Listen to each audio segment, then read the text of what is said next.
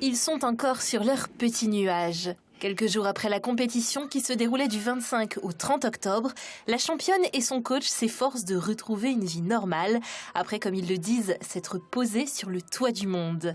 C'est vrai que c'est assez compliqué de faire abstraction de mon titre pour me reconcentrer sur les cours.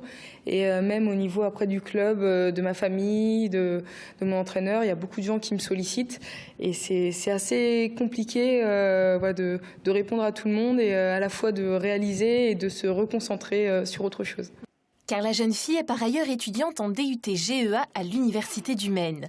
Étudiants, sportifs, fans, sur elle les regards qui se posent sont admiratifs, mais celle qui est restée invaincue de toute la compétition garde la tête sur les épaules.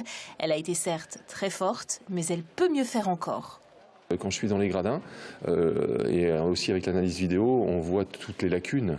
Et il y a plein de choses qu'elle peut bosser. Les jambes l'ont démangée à plusieurs reprises. Elle a beaucoup travaillé sur un Kizamitsuki, un coup de poing visage. Et elle n'a pas fait d'autres choses. Elle a entamé 2-3 balayages qui n'ont pas été au bout. Mais il y a encore plein de manières de travailler. Exigence et détermination. Le secret d'une quasi-double vie réussie. Si le coach la laisse libre de décider de son hygiène de vie, Leïla doit faire parfois des sacrifices. Par exemple, quand tous ils vont faire la fête, fêter un anniversaire, qu'ils vont en boîte et que moi je me dis j'ai compétition, je peux pas.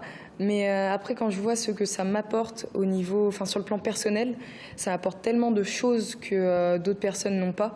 Que quand j'y réfléchis vraiment, non, je regrette pas. J'ai mes périodes aussi de repos plus ou moins où je fais la fête aussi.